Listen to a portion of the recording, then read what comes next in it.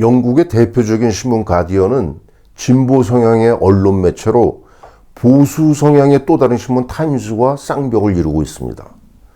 2012년 6월 26일 가디언에 실린 기사를 여러분께 소개할까 하는데 이렇게 시작합니다. 잠시 들고 있던 커피를 내려놓고 그냥 손을 들어서 10가지 세어보세요. 어떻게 세웠죠? 왼쪽 손부터 세기 시작했나요? 아니면 오른쪽 손부터 세기 시작했나요? 엄지손가락부터 아니면 새끼손가락부터? 혹시 집게손가락부터 세기 시작한 건 아닌가요? 주먹을 쥔 채 세기 시작했나요? 아니면 양손을 펴고 시작했나요? 저도 이 기사를 읽고 처음 알게 된 사실이 있는데요. 손가락셈이 일종의 언어와 같다는 것. 그래서 나라마다 다르고 지역마다 다른 일종의 문화유산이라는 겁니다. 이 기사를 보기 전까지는 제 자신도 손가락셈이 그렇다는 걸 전혀 알지 못했거든요. 기사를 읽고 호기심이 발동해 세계 각 지역 사람들이 도대체 어떻게 손가락셈을 하지? 그래서 조사해 보았습니다. 정말 가지각색으로 다양하더군요. 여기 제시된 첫 번째 그림, 유럽인들의 손가락셈을 보여줍니다. 주먹을 쥔 채 엄지손가락부터 차례로 하나씩 펴가면서 수를 셉니다. 두 번째 그림, 미국인들의 손가락셈인데 유럽인들과 마찬가지로 주먹을 쥐고 시작합니다. 그런데 엄지가 아닌 집게손가락부터 시작해서 마지막 O를 나타낼 때 엄지손가락을 펴게 되네요. 이처럼 유럽인들과 미국인들의 손가락셈을 다르게 하는 줄 저도 처음 알았습니다. 재밌네요. 세 번째 그림, 터키, 사우디아라비아, 이란과 같은 중동 지역 사람들의 손가락셈입니다.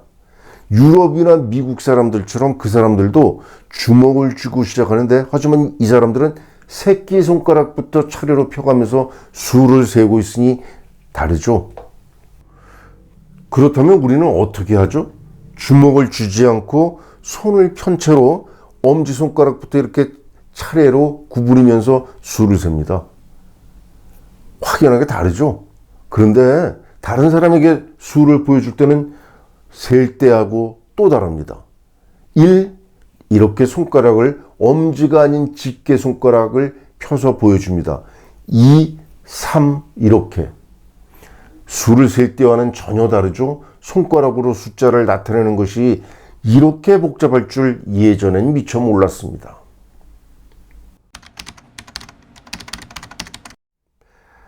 다시 영국의 가디언즈에 실린 기사로 돌아갑니다. 기사의 요지는 제목에 드러났듯이 손가락셈을 할 때 우리 두뇌의 특정 부위, 즉 회백질이 활성화가 된다는 내용입니다. 회백질은 사진에서와 같이 두뇌의 신경세포들이 모인 조직인데요. 육안으로 관찰하면 회색으로 보여서 회백질 이렇게 부릅니다. 회백질 이외에 하얗게 보이는 것, 백질이라고 하는 조직이 있는데 이 백질은 회백질 사이를 연결하면서 정보를 전달하는 통로 역할만을 담당합니다. 그러니까 회백질은 우리 뇌의 주요 활동 대부분이 이루어지는 매우 중요한 조직이죠. 뇌 과학자들은 자기 공명 영상을 활용해서 뇌의 어느 부위가 활성화되는지를 측정할 수 있다고 합니다. 뇌의 특정 부위가 사용될 때 그쪽으로 흐르는 혈류의 향이 증가하는 것을 자기 공명 영상을 통해서 알 수 있다는 겁니다. 손가락셈을 하면 두뇌에 어떤 변화가 나타나는지 이 자기 공명 영상으로 관찰했더니 뇌의 회백질이 활성화되는 걸 확인했던 겁니다. 인지심리학자들은 이를 토대로 손가락셈을 능숙하게 하는 아이가 그렇지 않은 아이보다 수감각이 뛰어나다 이런 주장을 펼쳤습니다. 가디언의 기사에 따르면 손가락셈은 인류가 오랜 세월에 걸쳐 터득한 인지도구이며 따라서 어린 시절의 손가락을 사용해서 수세기를 실행하는 것은 수감각 형성에 커다란 도움이 된다고 그렇게 전하고 있습니다.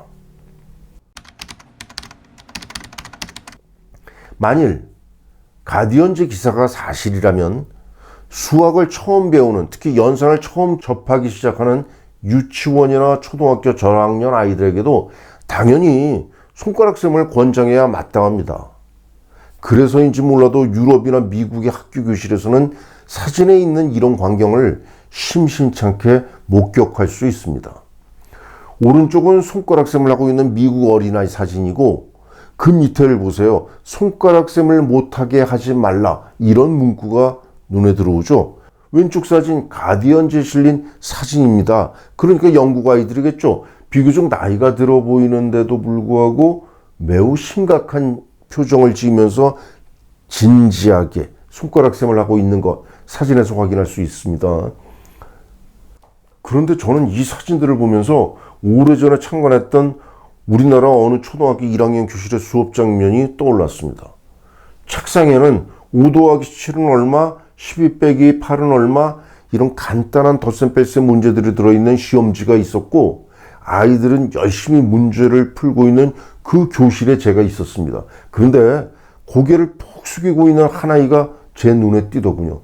아이에게 가까이 다가가 보았죠. 아이는 양손을 책상 밑에 이렇게 숙인 채 손가락을 열심히 꼼지락거리면서 덧셈과 뺄셈 답을 구하고 있는 거예요. 이 아이의 모습, 여기 사진에 있는 아이들과 너무 달랐죠. 이 광경을 보고 저는 정말 기가 차서 어안이 벙벙해졌답니다. 왜냐고요? 손가락쌤이 무슨 큰 잘못을 저지른 것이냐, 아이가 들키지 않으려고 애쓰고 있는 그 모습, 제게 너무나 가슴이 아팠거든요. 필시 누군가가 아이에게 손가락쌤 하지마 이렇게 금지했음이 틀림없습니다. 그래서 아이는 죄책감 속에서 손가락쌤을 할 수밖에 없었던 거거든요. 더 심각한 거, 아이의 자존감이 여지없이 내려앉았다는 사실입니다. 아이 스스로 자기 자신은 다른 아이들보다 수학을 잘 하지 못하는 뭔가 부족한 사람, 이런 인식을 갖고 있었다는 거 제 눈으로 똑똑히 볼 수 있었던 겁니다.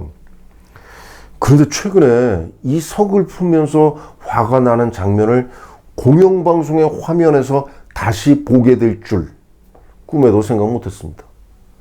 손가락쌤을 한다는 단 하나의 이유로 멀쩡한 아이를 바보로 만들고 있는 그때 그 장면이 버젓이 공영방송의 화면에서 재현되고 있는 걸 목격하게 된 거죠. 화면에서 손가락쌤을 고치겠다는 자막이 눈에 들어옵니다. 이 어른들에게 따져 물어야만 할 것 같네요. 도대체 손가락쌤이 왜 잘못된 것이냐고. 그 이유가 무엇인지 답할 수 있는지 정말 묻고 싶었습니다.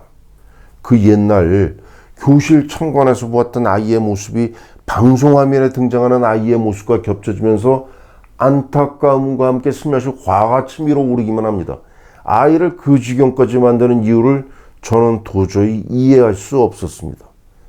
바로 이런 것들 때문에 제가 지금 유튜브까지 하게 된 건데, 손가락쌤과 관련된 이 처참한 상황을 이어지는 다음 영상에서 좀 더 자세히 분석해 드리겠습니다.